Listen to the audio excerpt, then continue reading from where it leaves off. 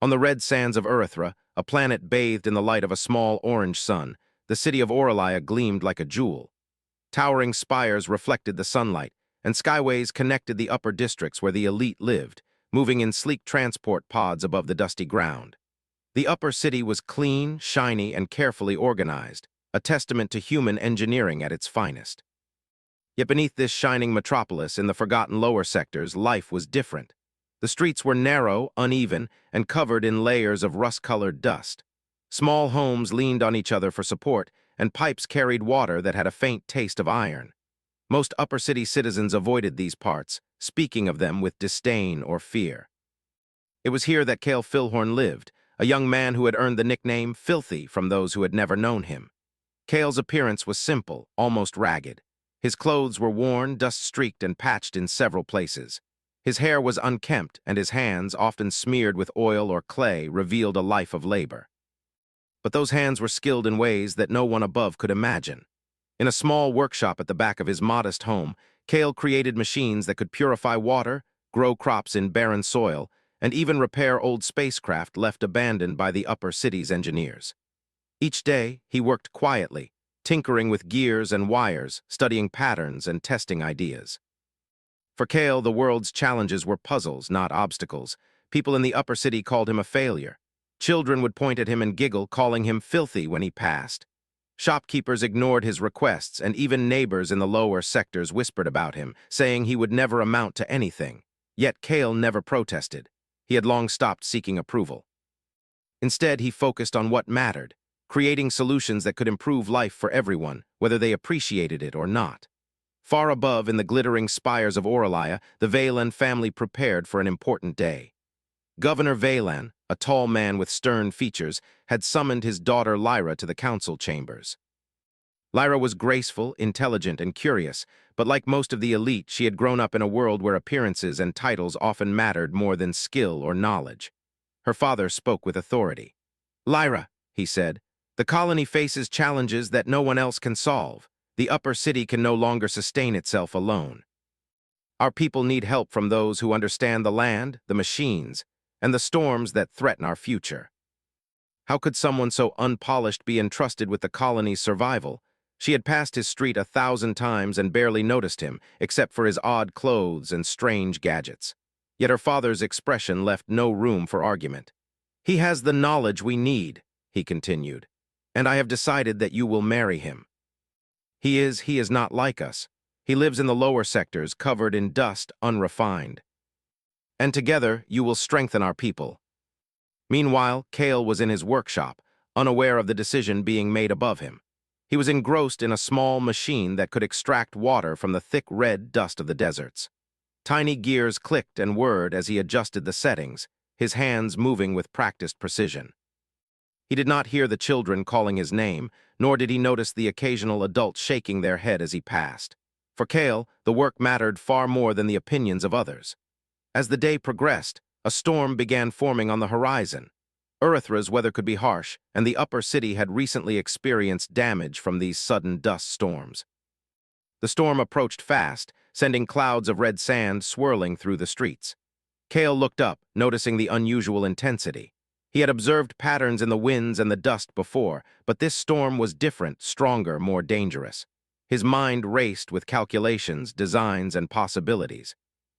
If the upper city and the farms below were to survive, his inventions would need to work perfectly. At the same time, Lyra could not stop thinking about her father's words. She wandered through the polished corridors of the upper city, looking at fountains and gardens, the very symbols of wealth and refinement. She thought of Cale, dusty and misunderstood, and a small part of her curiosity stirred. How could someone so ridiculed be the solution to a problem that threatened their entire colony? Perhaps there was more to him than the world had seen. Perhaps the title Filthy was only a label, not a reflection of his abilities or heart. That evening, as the storm drew closer, Cale's machines were put to the test. In his small workshop, he activated a series of water purifiers he had designed to capture moisture from the air and remove impurities. The machines hissed and whirred, gears spinning, filters working tirelessly. Slowly, clean water began to drip into containers, enough to sustain several families if distributed properly. Kale's eyes shone with quiet satisfaction. He had solved a small but crucial problem, a problem the upper city had overlooked in their rush to maintain appearances. The storm hit harder than anyone expected. Red sand swirled through the streets, visibility dropped, and wind howled like a living creature.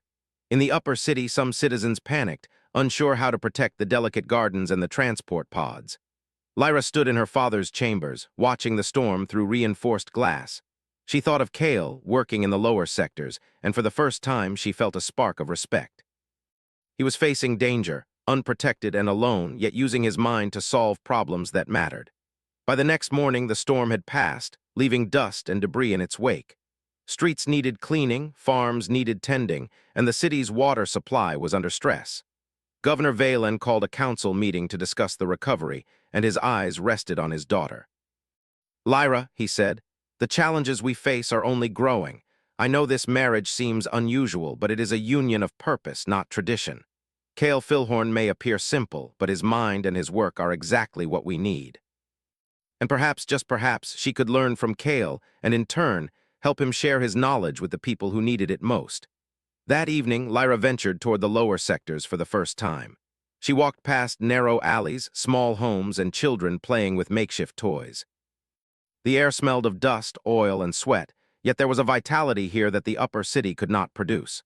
And then she saw him. Kale stood near a machine, adjusting gears, his hands moving quickly, his face focused yet serene. The nickname Filthy seemed irrelevant here, replaced by the undeniable presence of someone who could shape the future. Lyra watched from a distance, observing his methods, the precision of his movements, the calm in the chaos. She realized something important. This man, scorned by society, possessed qualities that could not be taught in the finest schools: ingenuity, patience, and a willingness to work for the greater good. And if her father was correct, he was the one who could help secure the future of every human on Earthra. As night fell, lights from the upper city flickered in the distance, and the lower sectors settled into quiet. Kale returned to his workbench, unaware that someone had watched him, unaware that his life was about to change forever. He was filthy to the world, but in truth, he was a symbol of human perseverance, intelligence, and quiet heroism, qualities that the colony had yet to fully recognize. Lyra left the lower sectors that night with a new understanding. Titles, appearances, and wealth were meaningless in the face of real skill, courage, and vision. She knew the days ahead would be strange, challenging, and perhaps uncomfortable, but also exciting. The future of Earthra depended on people like Kale, people who were underestimated, overlooked, and called filthy, yet possessed the very tools to save humanity. And so, the first chapter of a new story began.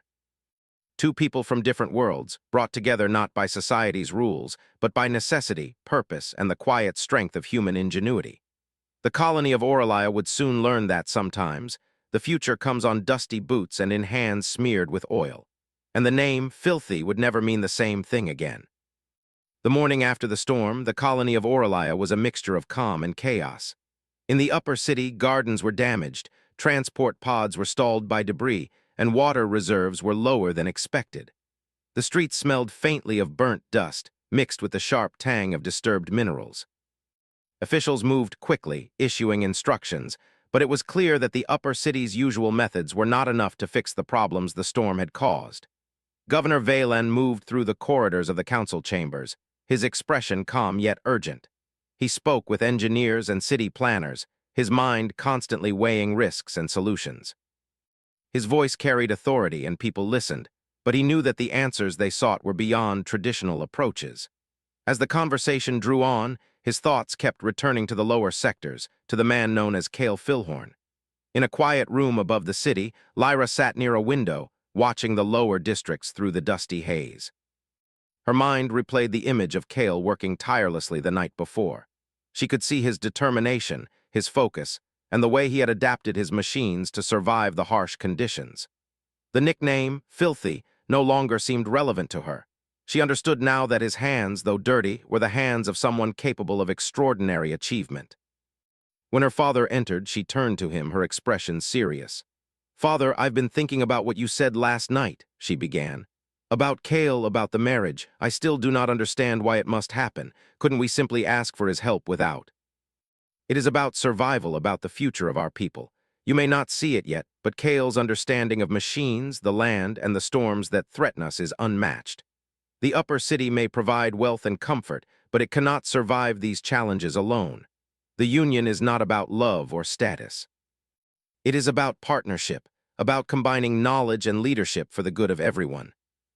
Survival required courage, wisdom, and ingenuity, not titles or polished manners. Perhaps this filthy, man possessed qualities far more important than elegance or etiquette. Meanwhile, in the lower sectors, Kale continued his work. The storm had damaged several of his machines, yet he treated the task not as a setback, but as an opportunity. He moved between devices, adjusting gears, replacing filters, and reprogramming sensors.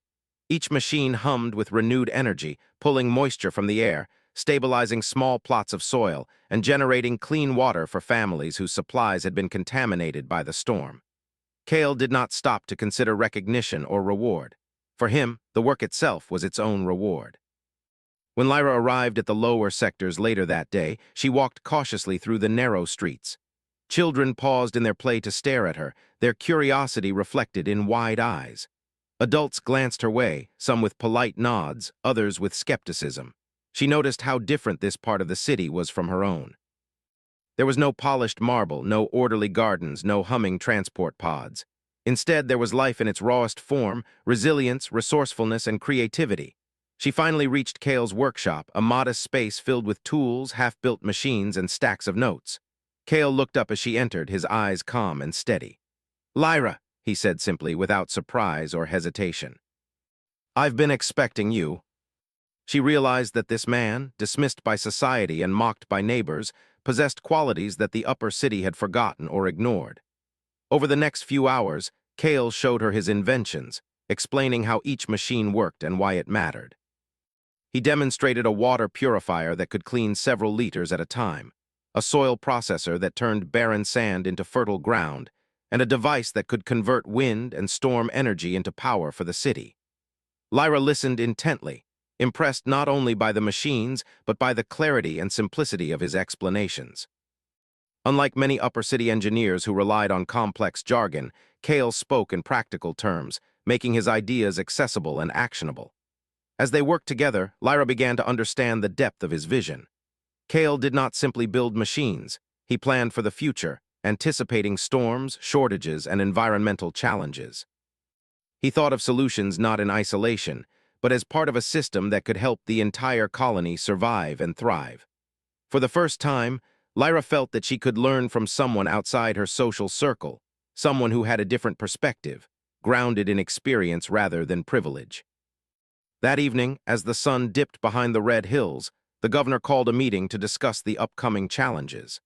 Lyra and Kale attended together, a combination of elite authority and practical expertise. Kale presented his ideas calmly, demonstrating how his inventions could be scaled to support the entire city. Some council members were skeptical, doubting that a man from the lower sectors could provide solutions for the upper city. Yet as Kale explained the mechanics, showed data from his machines, and highlighted the benefits for both food production and water purification, doubts began to fade.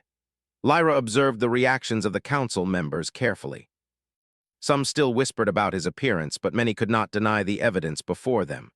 Filthy might have been a nickname, a label meant to belittle him, but it was meaningless compared to his knowledge, creativity, and foresight. After the meeting, Lyra walked with Kale through the streets of the lower sectors.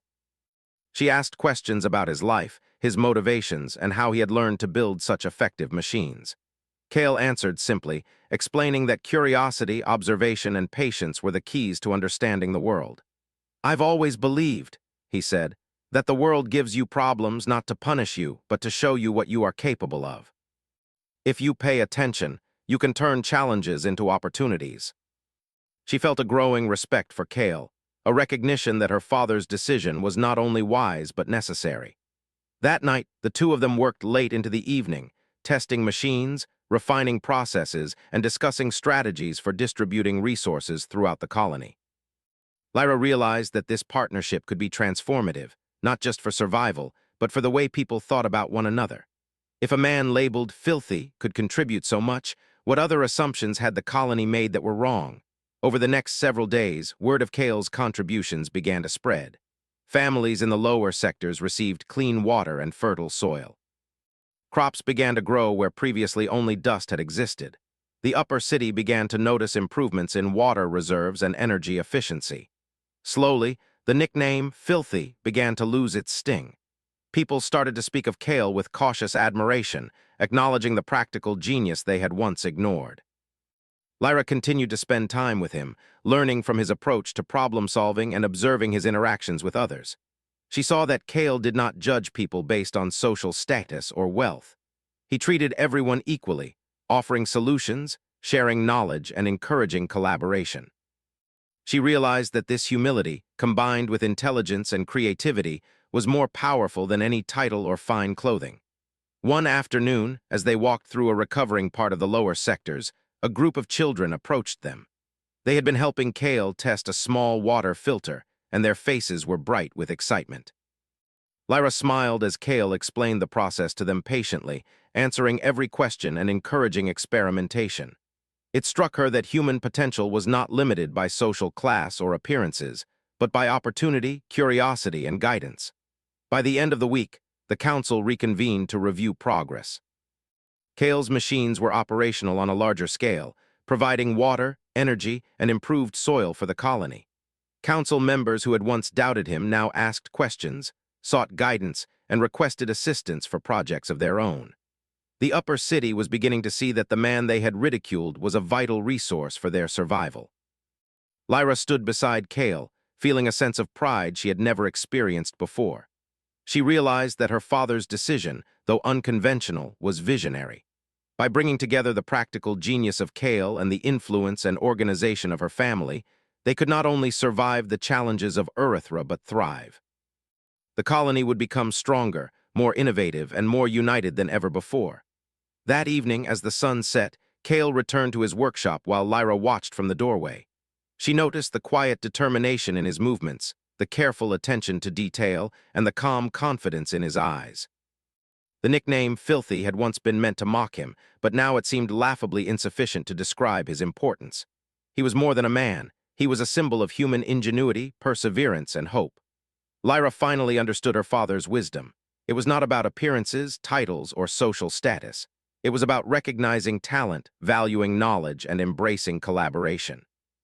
The colony needed people like Kale, people who could think creatively, act decisively, and inspire others to do the same. And she would stand beside him, learning, supporting, and helping to share his vision with everyone who doubted him. As night fell over the recovering city, Lyra felt a sense of purpose she had never known. The path ahead would not be easy, and the union with Kale would be unconventional, but it was necessary. The colony's survival depended on innovation, cooperation, and the courage to make bold choices. And for the first time, she saw that the man called Filthy might just be the key to a brighter future for all of humanity on Earthra. The days following the storm brought an unusual calm to the city, but it was a fragile calm. The air was thick with dust, and the scars left by the wind and rain were still visible. In the upper city, the council was busy repairing gardens, clearing transport pods, and restoring water systems. Yet even as progress was made, an unusual tremor ran through the streets, faint but persistent. It was subtle at first, barely noticeable to the elite who relied on sensors and monitors. But Kale Filhorn noticed it immediately. In his workshop in the lower sectors, Kale was adjusting a small energy converter when he felt the vibration beneath his feet. His brow furrowed. "Not just another storm," he murmured to himself. He moved to his instruments, calibrating sensors and measuring readings across the city. The data confirmed his suspicion. The planet's core was shifting. Small movements, almost imperceptible, were destabilizing the surface. If left unchecked, the tremors could grow, damaging buildings, farms, and water supplies. Kale knew he had to act quickly. The machines he had built to purify water and stabilize crops were useful, but they could not address a threat from deep below the planet's surface. He began sketching a new design, combining energy harvesters, storm-resistant stabilizers, and a network of mechanical supports that could distribute pressure evenly across the city. It was an ambitious plan, one that had never been tried before. Yet Kale did not hesitate. This was not about recognition or reward. It was about protecting the people of Orlaia, even those who had once mocked him. Meanwhile, Lyra arrived at the lower sectors, her curiosity and concern guiding her steps. She had been following the tremor data with her father's advisors, and she knew the situation was serious. When she reached Kale's workshop, she found him deep in thought, surrounded by sketches, parts, and humming machines. "Kale," she called softly, not wanting to startle him. He looked up, his eyes calm but focused. "Lyra, I was hoping you'd come. The readings confirm my suspicions. We need to act quickly if we want to prevent damage to the colony. We have to rely on understanding, observation, and careful planning. If we combine what we know about the surface, the weather, and the planet itself, we can stabilize the city long enough to adapt our systems." She realized that this man, the one everyone had ridiculed as filthy, possessed qualities far beyond social titles or appearances. He had vision, skill, and an unshakable commitment to solving problems. Together, they began to work. Kale explained his plan in simple terms, showing Lyra how energy could be drawn from the frequent storms and redirected into stabilizing devices. She asked questions, offered suggestions, and helped organize teams of volunteers from both the lower and upper sectors. Despite initial hesitation, the volunteers trusted Kale, inspired by his calm determination and practical genius. Over the next few days, the city transformed into a hub of coordinated activity. Machines were assembled, energy conduits laid, and stabilizers positioned across critical points.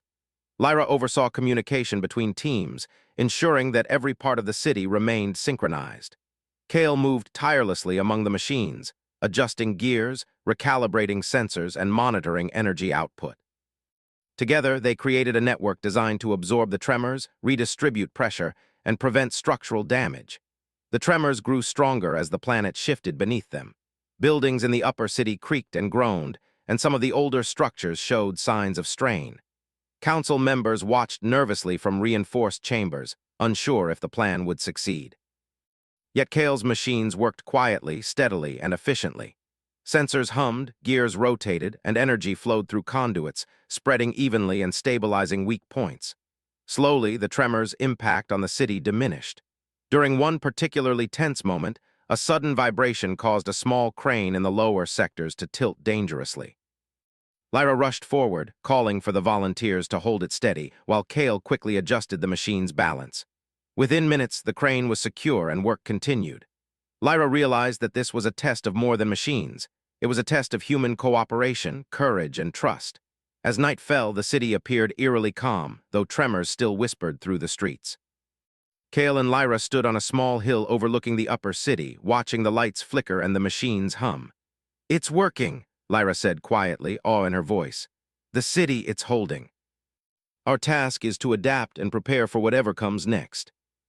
In the following days, Lyra continued to work alongside Kale. Together, they coordinated repairs, distributed clean water, and ensured that energy reached every district. Volunteers who had once doubted him began to trust his judgment, inspired by the calm efficiency with which he managed the crisis. Slowly, the perception of Kale as an outcast began to fade. People started to call him by his real name, acknowledging the wisdom and skill that had saved them. One afternoon, as they adjusted a stabilizer near the city's central plaza, a group of children approached, curious and wide-eyed. Kale smiled and crouched to their level, explaining how the machine worked. He encouraged them to ask questions, to explore, and to think creatively. Lyra watched, impressed by his patience and the way he inspired learning. The children's eyes shone with excitement, and she realized that this was more than a technical solution. It was a lesson in human ingenuity and collaboration. Word of their success spread quickly. Council members who had doubted Kale's abilities sought his advice for other projects. Families in the lower sectors praised his machines for providing water, food, and stability. Even those in the upper city began to recognize that the man they had mocked held the key to their survival. Lyra felt a quiet pride as she saw the city come together, unified not by titles or wealth, but by shared effort, creativity, and trust. One evening, as the sun set behind the red hills, Lyra and Kale sat in the workshop, reviewing the data from the stabilizers. The tremors had lessened, and the city was safer than it had been before the crisis. Lyra turned to him, admiration evident in her eyes. "Kale, I understand now. You've saved the colony not with power or influence, but with skill, patience, and vision. I think I've underestimated you. Those qualities cannot be hidden. but they are often overlooked until circumstances demand them. Over the following week, the city slowly returned to normal. The tremors had become manageable, the machines maintained balance, and the volunteers had learned to work as a coordinated team. Lyra and Kale continued to refine the stabilizers, ensuring that the colony was prepared for future challenges. During this time, their partnership deepened. Lyra brought organization, strategy, and communication skills, while Kale provided technical knowledge, creativity, and insight. Together, they were more effective than either could have been alone. Residents began to notice the transformation. Streets once divided by social class now saw volunteers from both the upper and lower sectors working side by side. Families shared resources, children learned from mentors across the city, and the nickname Filthy became a symbol of resilience rather than ridicule. People began to understand that true value lies not in appearances, but in contribution, vision, and action. As they walked through the recovering streets one evening, Lyra reflected on everything that had happened. She realized that the storm, the tremors, and the crisis had revealed something important about human nature. When challenged, people could rise above fear, prejudice, and division. When guided by knowledge and purpose, humans were capable of extraordinary creativity and courage. Kale glanced at her, noticing the thoughtful expression on her face. "Lyra," he said softly, "the city is recovering, but our work is not done. There will always be new challenges. But if people can learn to value knowledge, cooperation, and persistence, they can overcome almost anything. Because of you, because of us working together, they are beginning to see what is possible." Together, they had not only stabilized the colony, but also inspired a shift in perception. The upper city and lower sectors were no longer divided by status or prejudice. They were united by purpose, learning, and mutual respect. And in the quiet hours before dawn, Lyra realized something profound. Survival was not the end goal. Growth, learning, and the ability to face challenges with intelligence, creativity, and cooperation were what truly defined humanity. Kale Filhorn, once mocked as filthy, had become a living example of that truth. For the first time, Lyra felt certain that the colony could face the future, no matter what it held. Not because of wealth or status, but because human ingenuity, persistence, and collaboration could overcome even the harshest storms and deepest tremors. And as long as people like Kale were willing to guide, teach, and inspire, the colony would not only survive, it would thrive. Days turned into weeks, and the colony of Orlaia began to recover from the storms and tremors that had tested it. Streets that were once dusty and cracked now gleamed with repaired surfaces. Gardens bloomed again, watered and nurtured by the clean systems Kale had built. Machines hummed with quiet efficiency, stabilizing buildings and farms alike. Life was returning to normal, yet something extraordinary had shifted. The city's people, both from the upper and lower sectors, had begun to see the value in what had once been overlooked. Lyra walked through a central plaza, noting the volunteers coordinating repairs, distributing clean water, and teaching children about the workings of Kale's machines. It was a scene she had never imagined possible, people working side by side, not out of obligation, but out of understanding and respect for one another. In every face, she saw curiosity, energy, and a spark of pride. They were learning that survival required more than wealth or status. It required cooperation, intelligence, and ingenuity, the very qualities Kale had demonstrated. Kale moved among the machines, adjusting levers, tightening bolts, and watching energy flows. He did not boast or demand recognition. He simply worked, focusing on the tasks that mattered most. Volunteers sought his guidance, and he answered patiently, explaining principles and encouraging experimentation. Even those who had once mocked him called him by name now, speaking with respect rather than derision. Filthy, they realized, was not a description of his character, but a memory of ignorance. Lyra approached him, carrying a set of notes detailing observations from both sectors. "Kale, the stabilizers are holding well and energy output is steady," she said. "But some of the outer districts are still struggling with water distribution. I think we can improve the network with some small adjustments." Small improvements can have a huge impact if applied correctly. Lyra coordinated communication, ensuring every team knew what to do, while Kale focused on technical precision. Word of the system's success began to spread beyond Orlaia. Traders arriving from nearby settlements were amazed by what they saw.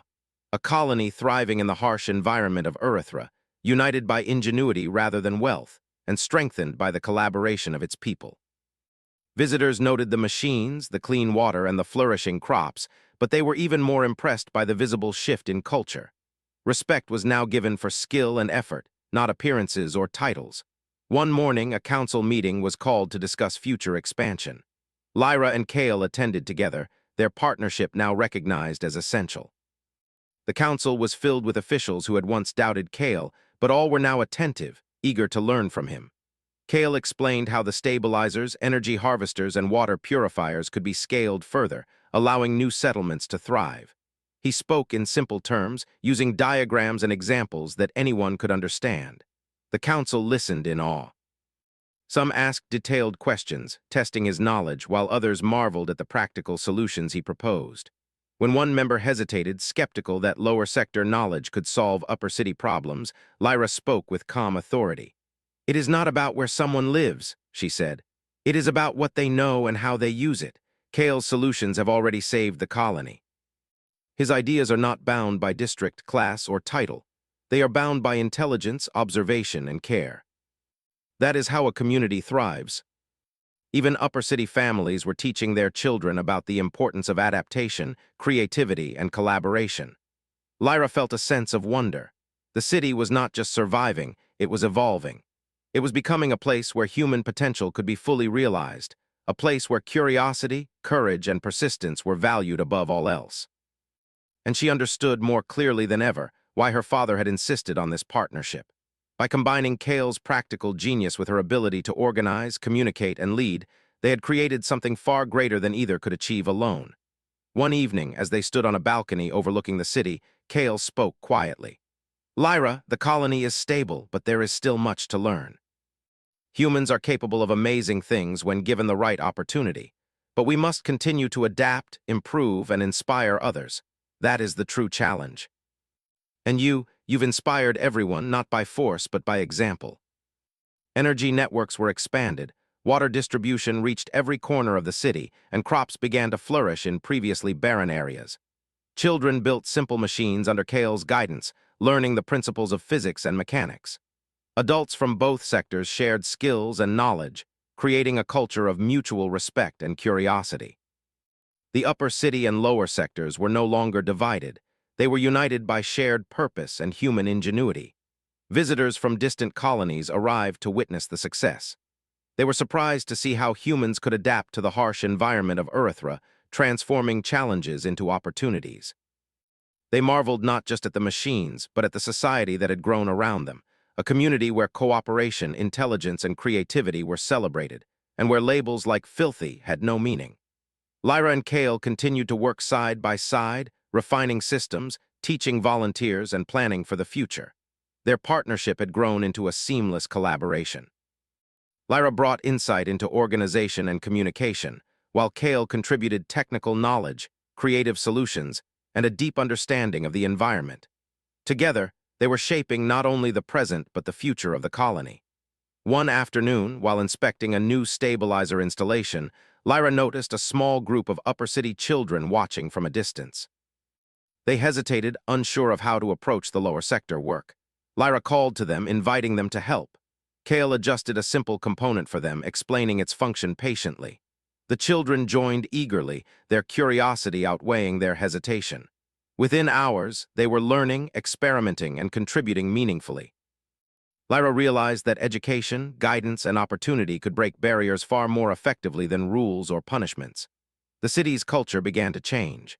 Families shared resources, children learned from mentors outside their social class, and adults collaborated freely across sectors.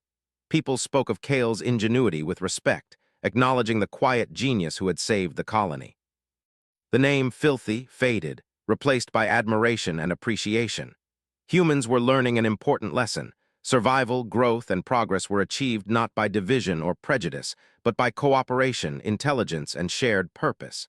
As the sun set one evening, Lyra and Kale stood atop a hill overlooking the city. Lights glimmered, machines hummed, and the streets were alive with energy and activity. Lyra turned to Kale, a smile of deep respect on her face. "You've changed everything, Kale. The city, the people, even the way we think about each other. This is more than survival, it's transformation. Humans are capable of incredible things when given the chance. We have stabilized the city, but there are still challenges ahead. The true test is not surviving a storm or a tremor, it is thriving despite them. That requires creativity, patience, and collaboration. We can show them what is possible. And at the center of this transformation was Cale Filhorn, once called Filthy, now recognized as the embodiment of humanity's greatest strengths. As night fell, the city rested under the glow of stabilizers and energy networks, a testament to human perseverance, intelligence, and collaboration. Lyra and Cale returned to their workshop, reviewing plans for further improvements, ensuring that the colony would not only survive future challenges but flourish. Volunteers from both sectors assisted quietly, inspired by the example of dedication and skill they had witnessed. The people of Orolya were beginning to understand that labels, appearances, and social divisions mattered little when compared to the power of human creativity, determination, and cooperation. And as long as humans could work together, think critically, and embrace challenges with courage, the colony would thrive, undaunted by storms, tremors, or the limits of expectation. Lyra and Cale stood together, looking at the city they had helped stabilize and transform. It was a city no longer defined by fear or division, but by hope, ingenuity, and shared purpose. And in that moment, Lyra knew that the story of the man once called Filthy had become a story of humanity itself, capable, creative, and unstoppable when people dare to work together. The city of Orolya had changed beyond recognition. Streets once divided by dust and class were now alive with activity, energy, and collaboration. Machines hummed softly in every district, water flowed clean and abundant, and crops thrived where barren soil had once stretched for miles. The upper and lower sectors, once separated by prejudice and wealth, were now united through shared effort, curiosity, and respect. Lyra walked through the central plaza, her heart full of both pride and nervous anticipation. Today was not just a celebration of survival or recovery, it was the day she would fulfill her father's decree. She would marry Cale Filhorn, the man once mocked as Filthy, who had shown the colony what human ingenuity and perseverance could accomplish. Unlike traditional unions based on appearances, titles, or status, this marriage was one of partnership, vision, and mutual respect. Cale was in his workshop when Lyra arrived, surrounded by machines that he had tended tirelessly over the past weeks. His hands were smudged with oil and dust, his eyes focused, yet he looked up as she entered. "Lyra," he said simply, a quiet warmth in his voice. "Are you ready? This is not just about tradition. It is about partnership, about shaping the future together." "And we have that." Lyra and Cale stood before the crowd, not as symbols of wealth or status, but as examples of what humans could achieve through collaboration, creativity, and persistence. Governor Valen spoke first, his voice carrying authority but also warmth. "Today is not only a union of two individuals, but a union of ideas, effort, and vision. Cale Filhorn has shown us that appearances matter little when weighed against intelligence, courage, and perseverance.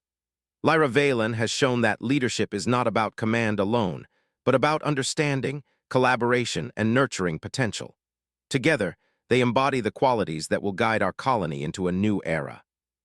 She remembered the first time she had seen him in the lower sectors, working tirelessly amid dust and machines. She had doubted him then, as society had, yet he had shown her the true meaning of capability and courage. Now, standing beside him, she felt certain that this was a partnership capable of shaping the future. Cale stepped forward, addressing the gathered crowd with calm authority. "Citizens of Orolya, we have faced storms, tremors, and challenges that tested our city and our people. But we have learned that humans are capable of extraordinary things when we work together, share knowledge, and embrace creativity. This is not my achievement alone. It is the achievement of everyone who has contributed, learned, and persevered." Cale continued, "Today is a celebration, not of a title or a label, but of what we can accomplish when we trust one another and combine our strengths. Lyra and I will continue to work side by side, guiding the colony, teaching, and learning together. And together, we hope to inspire future generations to value intelligence, creativity, and collaboration above all else. Together, we will face challenges, create solutions, and guide our people toward a brighter future. Together, we will help our colony thrive." The nickname Filthy was never mentioned. It had been replaced with admiration and appreciation for the man who had demonstrated the very best of human potential. In the days that followed, Lyra and Kale worked tirelessly to expand their vision. They visited districts together, speaking with volunteers, engineers, and children learning about machines. They taught how energy from storms could power water purifiers, how soil could be enriched using simple techniques, and how even small innovations could make life safer and more productive. People began to experiment, creating new machines, refining old designs, and sharing ideas across the city. Children became inventors, adults became mentors, and families became teams. Lyra and Kale encouraged collaboration, not competition. "The city thrives when everyone contributes," Kale would say, adjusting gears on a stabilizer. "No one's ideas are too small, and no one's effort is unimportant." Traders and visitors arrived to see how humans had adapted to the harsh environment of Earthra, turning challenges into opportunities. They were amazed not only by the machines, but by the spirit of collaboration, ingenuity, and resilience that permeated the colony. Oralia had become a model, showing that humans could overcome adversity through intelligence, cooperation, and courage. One afternoon, Lyra and Kale walked through a restored district, observing a group of children testing a small wind energy device. "They are learning so quickly," Lyra said, smiling. "They ask questions, experiment, and even correct each other politely. It's amazing." Knowledge alone is not enough. It is the ability to observe, think, and adapt that creates innovation, and they are already showing it. People learn to value talent, creativity, and persistence, rather than appearance or status. The lessons of the storm, the tremors, and Kale's machines had transformed the social fabric of Oralia. Lyra and Kale also took time to mentor volunteers, teaching them how to observe, plan, and implement practical solutions. They encouraged children to build small machines, solve problems creatively, and collaborate with peers from different backgrounds. They emphasized that humans were capable of extraordinary achievements when given opportunity, guidance, and trust.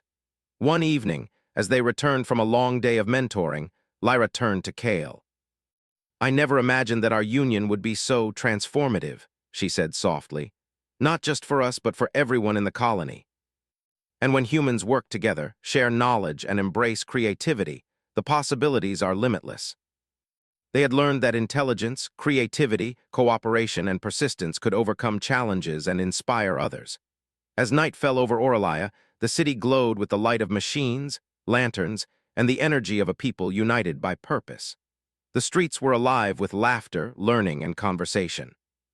Families shared resources, volunteers guided newcomers, and children built small inventions that might one day become great.